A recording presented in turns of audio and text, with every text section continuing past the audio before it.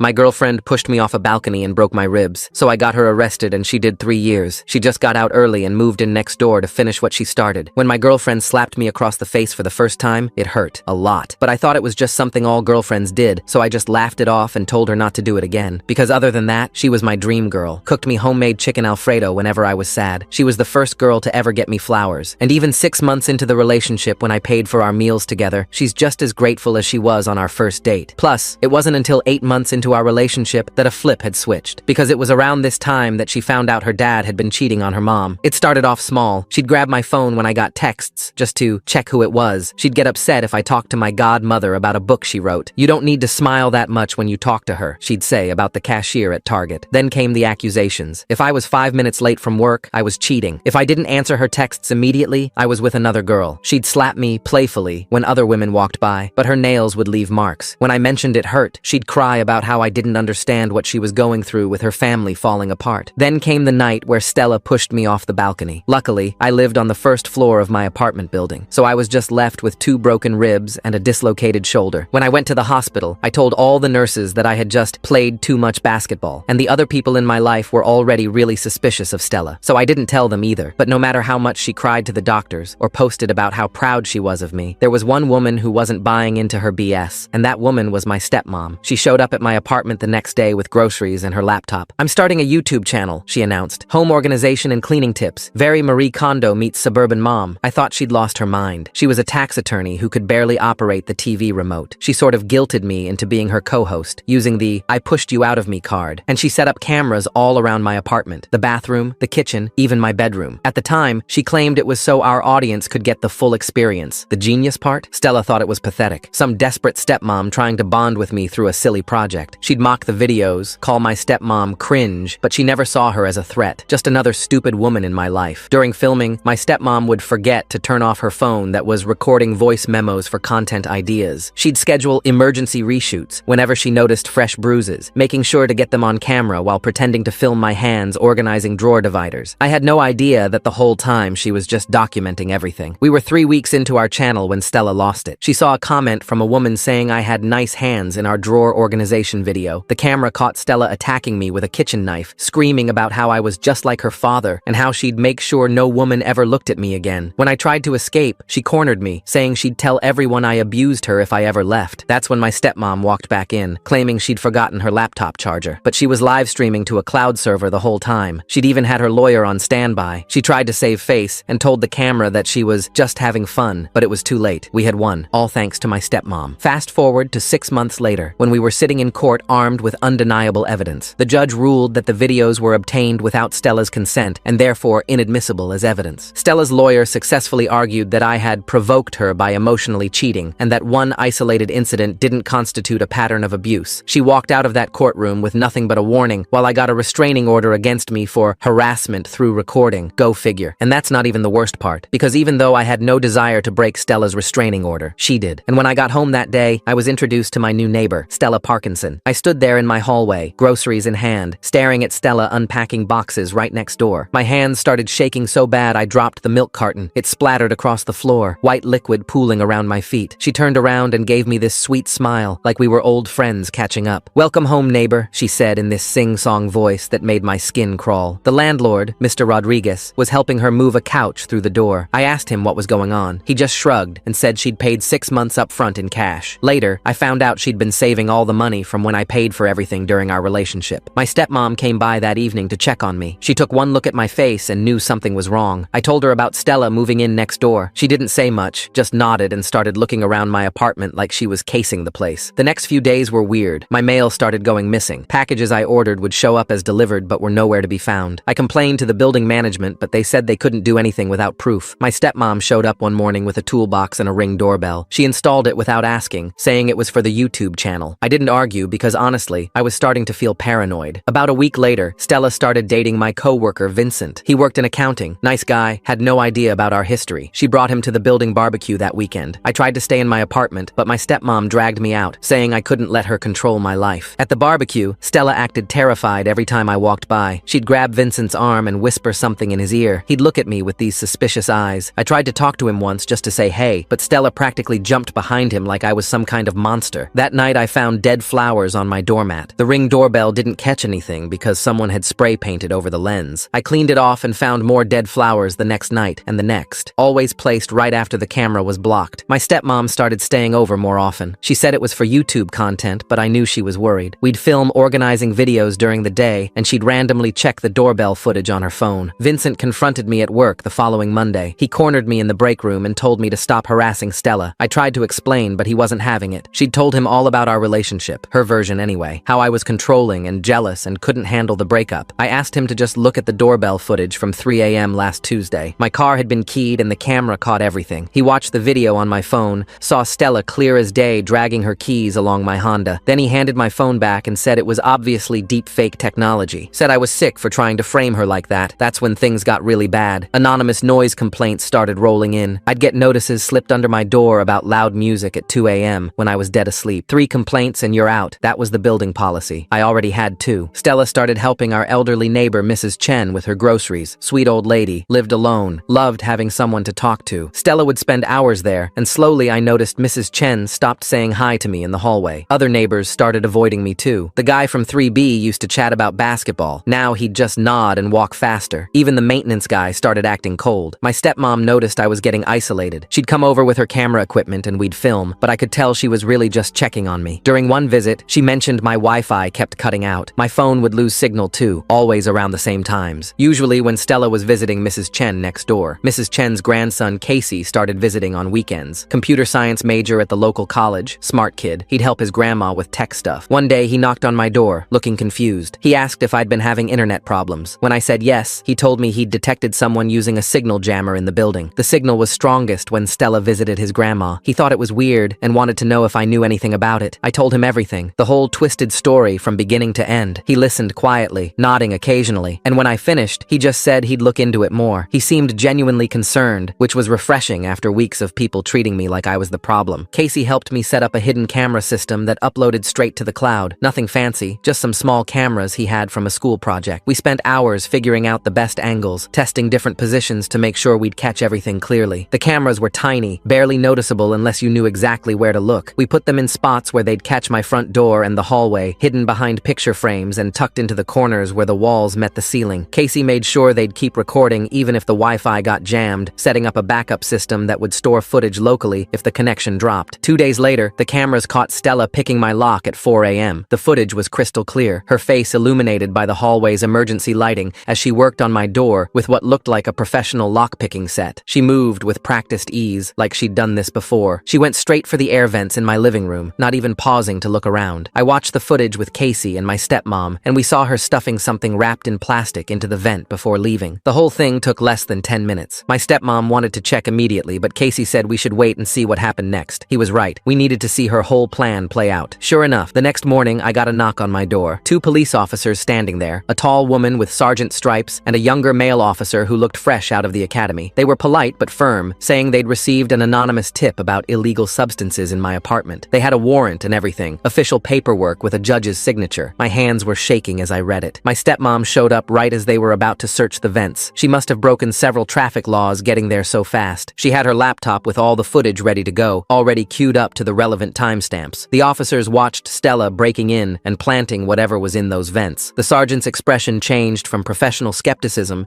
to genuine concern as she watched. They still had to check. Found a bag of pills I'd never seen before, little blue tablets in a clear plastic baggie. But with the video evidence showing Stella planting them during a criminal break-in, they knew I was being set up. The sergeant carefully bagged the evidence and took detailed notes while the younger officer made copies of our footage. They took the footage and said they'd be in touch, giving me their direct numbers and case reference. Stella made bail the next day, $5,000, which she somehow had ready from her trust fund, something she'd never mentioned during our relationship when I was paying for everything. I saw her in the hallway that evening, and she just smiled at me. Not a normal smile. It was cold, calculated, like a predator sizing up prey, like nothing had happened, like she hadn't just tried to get me arrested and potentially ruin my entire life. My hands were shaking again, but I just went inside and locked my door, adding the chain and deadbolt for good measure. That's when she started dating my boss, Brian. Found out through Vincent, who was still convinced I was the bad guy. He told everyone at work that I was harassing Stella so badly that she needed protection, spreading the story during lunch breaks and coffee runs. Brian was this older guy, mid-50s with thinning hair that he tried to hide with expensive haircuts, divorced, always trying to act younger than he was. He wore designer designer jeans to casual Fridays, and referenced memes that were already outdated. Stella probably told him some sob story, and he ate it up, seeing himself as her knight in shining armor. The threatening messages started coming from random numbers. I'd get texts at all hours, 2 a.m., 4 a.m., during important meetings at work. They said things like they knew where I lived, that I'd regret messing with her, that she'd destroy my life piece by piece. Some were more specific, mentioning things about my daily routine that only someone watching me would know. Nice coffee shop you went to this morning. That blue shirt really brings out the fear in your eyes. But every time I tried to trace the numbers, they were already disconnected. Burner phones that she'd use once and toss, probably bought with cash at different stores around the city. My stepmom was basically living at my apartment by then. She'd sleep on my couch with her laptop, obsessing over every piece of footage we had. She'd set up a whole command center on my coffee table. Multiple screens, notebooks full of timestamps and observations, a whiteboard where she tracked patterns. She started noticing things I'd missed. The threatening calls always came when Stella was visiting Mrs. Chen, but Stella's phone would be off or at her apartment, according to the location data we could see from social media posts. She'd post pictures from her couch while somehow also leaving me voicemails. Then my stepmom had an idea. She started visiting Mrs. Chen too, bringing her homemade cookies and chatting about their grandkids. Mrs. Chen was lonely. Her family lived across the country, so she welcomed the company. They'd sit in her living room surrounded by photos of grandchildren, sipping tea and talking for hours. My stepmom learned that Mrs. Chen's husband had passed away 2 years ago, that she struggled with the rent sometimes, that Stella had started helping her with groceries. Mrs. Chen mentioned how nice Stella was, always offering to watch her apartment when she went grocery shopping. My stepmom asked if Stella ever used her landline, and Mrs. Chen said yes. She'd asked to make a few private calls because her cell service was bad. Always when Mrs. Chen was out, always closing the bedroom door for privacy. We had Casey set up a recording device on Mrs. Chen's phone, with her permission once we explained everything. Mrs. Chen's face had gone pale when we showed her the evidence, her hands trembling as she held the photos of Stella breaking into my apartment. She was horrified that she'd been used like that, kept apologizing even though we told her it wasn't her fault. The next time Stella visited and Mrs. Chen went shopping, we got everything. Stella calling from the landline, leaving me threatening voicemails and a voice dripping with venom, even calling my workplace to make anonymous complaints about inappropriate behavior and suspected substance use. Vincent finally started to see the truth when Stella slipped up. She was ranting to him about me during lunch at their favorite sandwich shop, saying things that only someone who'd been in my apartment recently would know, like how I'd reorganized my bookshelf by color instead of author, or gotten a new coffee maker, a fancy espresso machine my stepmom had bought me. She mentioned the Van Gogh print I'd hung in my bathroom, the stack of therapy books on my nightstand. Vincent knew I hadn't let her in, so how did she know? He started paying attention and noticed other things that didn't add up. Times when she claimed to be one place, but seemed to know about events happening somewhere else. The way she'd smirk when talking about my problems at work, like she knew something he didn't. He came to my apartment one night, looking rough. His usually perfect hair was disheveled, his shirt untucked, dark circles under his eyes like he hadn't slept in days. Said he needed to tell me something. Stella had been using his work computer when they hung out at lunch. She'd joke about sending emails from his account. Harmless pranks, she called them. Just little things to mess with coworkers, she'd say with a laugh. But he'd checked his sent folder and found emails to